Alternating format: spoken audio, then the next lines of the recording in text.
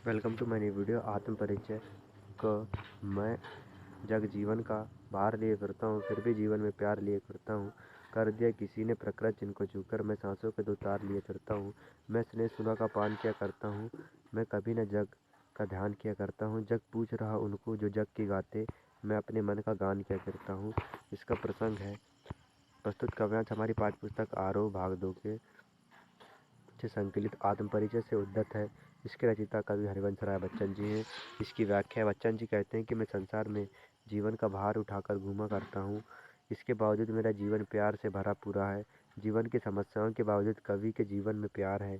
उसका जीवन सितार की तरह है, इसे किसी ने छूकर झंकृत कर दिया है। फलस्वरूप उसका जीवन संगीत से भर उठा है। उसका जीवन इन्हीं तार रूपी संसार सांसों के कारण चल रहा है। उसने स्नेह रूपी शराब पी रखी है, अर्थात प्रेम किया है तथा बांटा है। उसने कभी संसार की परवाह नहीं की। संसार के लोगों की प्रवृत्ति है कि वे उनको पूछते हैं, जो संसार के अनुसार चलते हैं तथा उनका गुणगान करते हैं। कवि अपने मन की इच्छा अनुसार चलता है, अर्थात वह वही करता है जो उसका मन कहता है। इसका विशेष है पद्यांश का विशेष है, कवि ने निजी प्रेम को स्वीकार किया है, संसार के स्वार्थी स्वभाव पर टिप्पणी की है।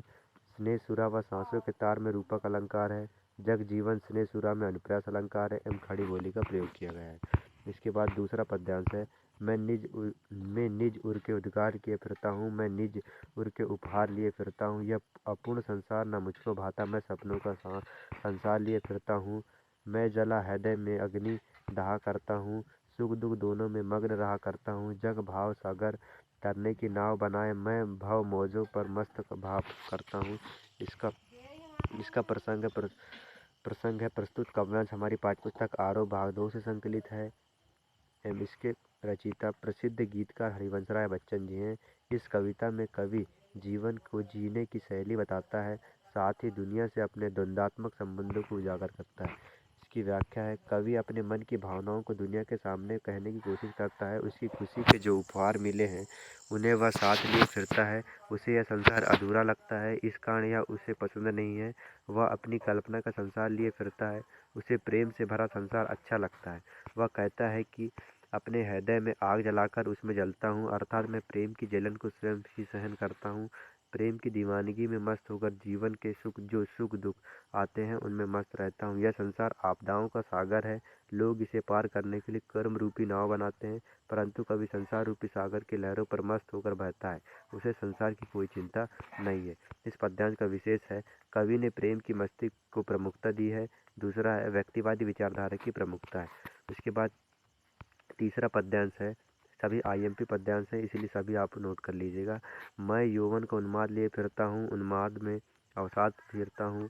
जो मुझको बाहर हंसा रुलाती भीतर, मैं हाय किसी की याद लिए फिरता हूँ। कर यत्न मिटे जब सत्य किसी ने जाना, नादान वही है हाथ जहाँ पर दाना। फिर मूढ़ ना क्या जग जो इस पर भी सीखे, मैं सीख रहा हूँ सीखा ज्ञान भुलाना। इसकी व्याख्या है, कवि कहता है कि उसके मन पर जवानी का पागलपन सवार है, वह उसकी मस्ती में घूमता रहता है। इस दीवानेपन के कारण उसे अनेक दुख भी मिले हैं, वह इन दुखों को उठाए हुए घूमता है। कवि को जब किसी प्रिय की याद आ जाती है तो वह उसे बाहर से हंसा जाती है, परंतु उसका मन रो देता है, अर्थात याद आने पर कवि मन व्याकुल हो जाता है। कवि कहता है कि संसार में लोगों ने जीवन सत्य को जानने की कोशिश की, परंतु कोई भी सत्य नहीं जान पाया। इस कारण हर व्यक्ति नादानी करता दिखाई देता है। ये मूर्ख नादान भी वहीं होते हैं जहाँ समझदार एवं चतुर होते हैं।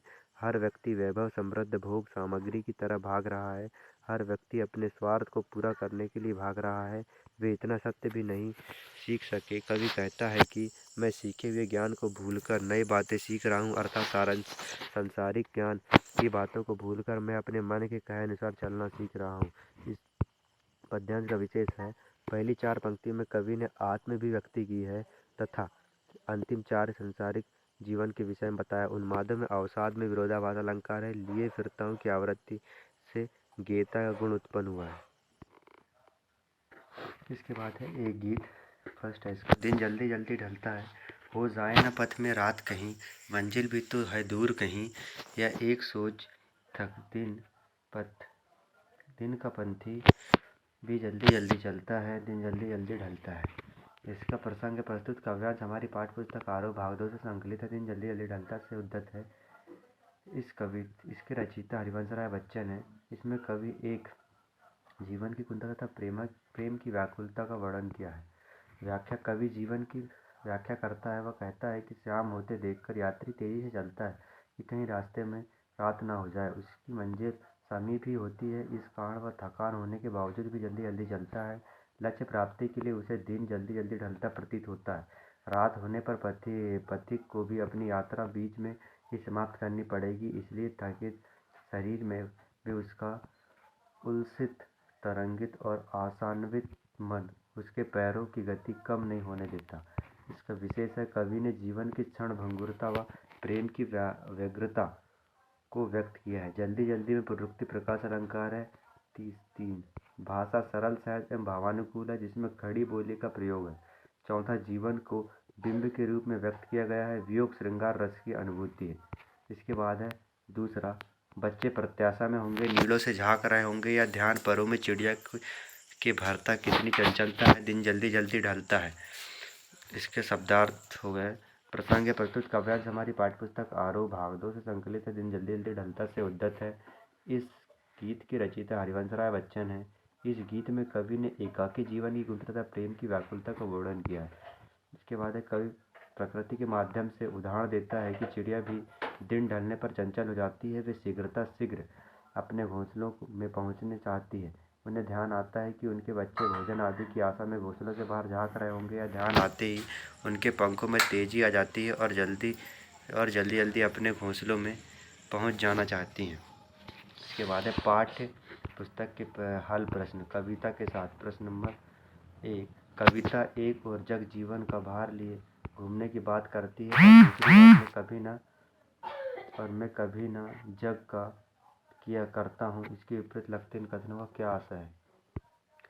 इसका उत्तर है, जग जीवन का भार लेने से कवि का अभिप्राय यह है कि वह सांसारिक दायित्वों का निर्वाह कर रहा है। आम व्यक्ति से वह अलग नहीं है तथा सुख दुख हानि लाभ आदि को झेलते हुए अपनी यात्रा पूरी कर रहा है। दूसरी तरफ कवि कहता है कि वह कभी संसार की तरफ ध्यान नहीं देता। यह कवि सांसारिक दायित्वों की अनदेखी की बात नहीं करता। वह संसार की निरर्थक बातों पर ध्यान न देकर केवल प्रेम पर केंद्रित रहता है। आम व्यक्ति सामाजिक बाधाओं से डरकर कुछ नहीं कर पाता। कवि सांसारिक बाधाओं की परवाह नहीं करता। अतः इन दोनों पंक्तियों के अपने निहितार्थ हैं। ये एक दूसरे के विरोधी न होकर भी पूरक हैं। इसके बाद है प्रश्न नंबर 2, जहाँ पर दाना होते हैं वहीं नादान भी होते हैं, कवि ने ऐसा क्यों कहा होगा? इसका उत्तर है, नादान यानी मूर्ख व्यक्ति सांसारिक मायाजाल में उलझ जाता है। मनुष्य इस मायाजाल के निरर्थक मानते हुए भी इसी के चक्कर में फंसा रहता है। संसार असत्य है, मनुष्य इसे सत्य मानने की नादानी कर बैठता है और मोक्ष के लक्ष्य को भूलकर संग्रह वृत्ति में पड़ जाता है। इसके विपरीत कुछ ज्ञानी लोग भी समाज में रहते हैं जो मोक्ष के लक्ष्य को नहीं भूलते, अर्थात संसार में हर तरह के लोग रहते हैं। प्रश्न नंबर 3 है, मैं और जग और कहाँ का नाता पंक्ति में और शब्द की विशेषता बताइए। उत्तर है, यहाँ और शब्द का 3 बार प्रयोग हुआ है, अतः यहाँ यमक अलंकार है। पहले और में कवि स्वयं को आम व्यक्ति से अलग बताता है और वह आम आदमी की तरह भौतिक चीज़ों के संग्रह के चक्कर में नहीं पड़ता। दूसरे और के प्रयोग में संसार की विशेषता को बताया गया है। संसार में आम व्यक्ति सांसारिक सुख सुविधाओं को अंतिम लक्ष्य मानता है। यह प्रवृत्ति कवि की विचारधारा से अलग है। तीसरे और का प्रयोग संसार और कवि में किसी तरह का संबंध नहीं दर्शाने के लिए प्रयोग किया गया है। प्रश्न नंबर 4 है, शीतलवाणी में आग के होने का क्या आशा है? अथवा में आ सकता है आपके लिए क्वेश्चन, शीतलवाणी में आग लिए फिरता हूँ, इस कथन से आपका क्या आशा है? इसके बाद आ सकता है, आत्म परिचय में कवि के कथन शीतलवाणी में आग लिए फिरता हूँ का विरोधाभास स्पष्ट कीजिए। इन सभी तीनों क्वेश्चन का जो आंसर है वो यह है, कवि ने यहाँ विरोधाभास अलंकार का प्रयोग किया है। कवि की वीणा यद्यपि शीतल है, परंतु उसके मन में विद्रोह और संतोष का भाव प्रबल है। वह समाज की व्यवस्था से संतुष्ट नहीं है। वह प्रेम रहित संसार को अस्वीकार करता है, अतः अपनी वाणी के माध्यम से अपनी असंतुष्टि को व्यक्त करता है। वह अपने कवित्व धर्म को ईमानदारी से निभाते हुए लोगों को जागृत कर रहा है। इसके बाद है प्रश्न नंबर 5, बच्चे किस बात की आशा में नीड़ों से झांक रहे होंगे? उत्तर है, पक्षी दिन भर भोजन की तलाश में भटकते फिरते हैं, उनके बच्चे घोंसलों में माता पिता की राह देखते रहते हैं कि माता पिता उनके लिए दाना लाएंगे और उनका पेट भरेंगे। साथ साथ वे माँ बाप के स्नेहिल स्पर्श करने की प्रतीक्षा करते हैं। छोटे बच्चों को माता पिता का स्पर्श व उनकी गोद में बैठना, उनका प्रेम प्रदर्शन भी असीम आनंद देता है। इन सबकी पूर्ति के लिए वे नीड़ों से झांकते हैं। प्रश्न नंबर 6 है, दिन जल्दी जल्दी ढलता है की आवृत्ति से कविता की किस विशेषता का पता चलता है? इसका उत्तर दिन जल्दी जल्दी ढलता है से कवि की आवृत्ति से यह प्रकट होता है कि लक्ष्य की तरफ बढ़ते मनुष्य को समय बीतने का पता नहीं चलता। पथिक लक्ष्य तक पहुंचने के लिए आतुर होता है। इस पंक्ति की आवृत्ति समय के निरंतर चलायमान प्रवृत्ति को भी बताती है।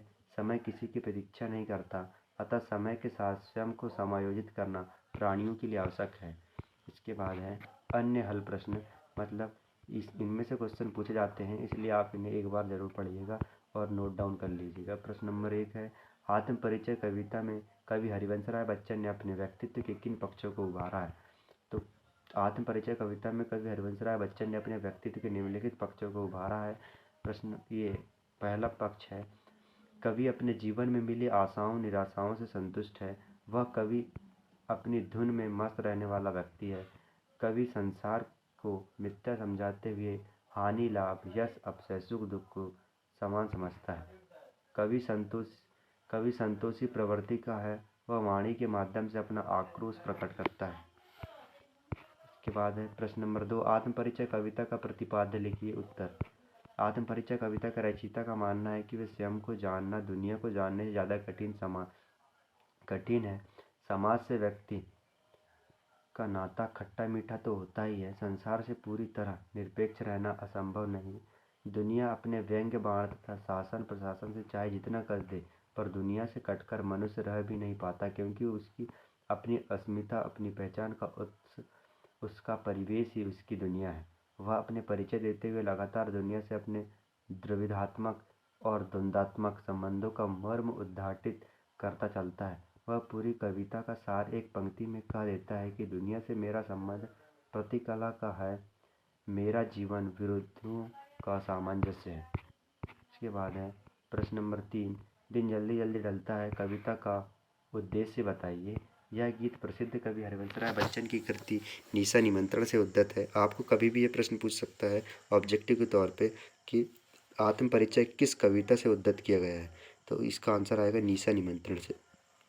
इस गीत में कवि प्रकृति की दैनिक परिवर्तनशीलता के संदर्भ में प्राणी वर्ग के धड़कते हृदय को सुनने की काव्यात्मक कोशिश को व्यक्त करता है। किसी प्रिय आलंबन या विषय से भावी साक्षात्कार का आश्वासन ही हमारे प्रयास की पगों की गति में चंचलता यानी तेजी भर सकता है। इससे हम शिथिलता और फिर जड़ता को प्राप्त होने से बच जाते हैं। यह गीत बड़े सत्य के साथ समय के गुजरते जाने के एहसास में लक्ष्य प्राप्ति के लिए कुछ कर गुजरने का जज्बा भी लिए फिरता है। सो थैंक यू, आपने ये वीडियो देखा। इसी प्रकार हम न्यू वीडियो लाते रहेंगे।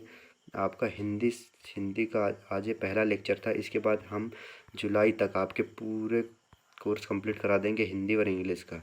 तो थैंक यू। प्लेलिस्ट बन चुकी है, आप प्लेलिस्ट में जाके वीडियो देख लीजिएगा।